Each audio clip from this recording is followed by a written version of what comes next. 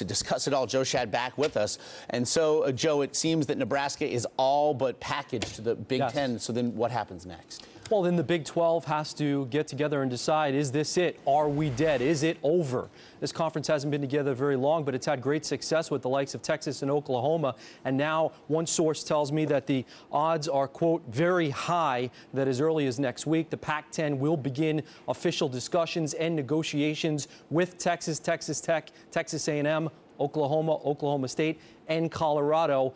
One athletic director, a second athletic director, Josh, I know at least two, he told me that, quote, it may be impossible, but we're not dead yet.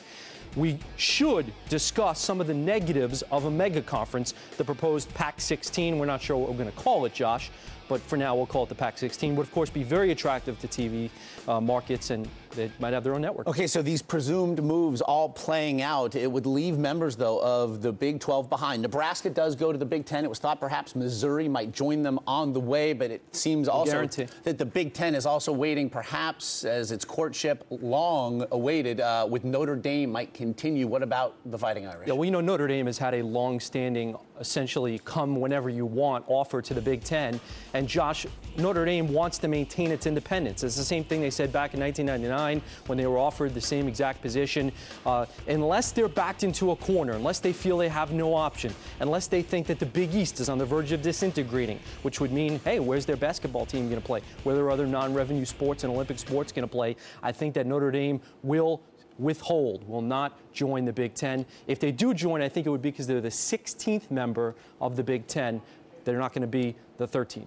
The smoldering embers, then, of the Big 12 Conference would, in fact, include one of the storied basketball programs in all the land, that of the Kansas Jayhawks.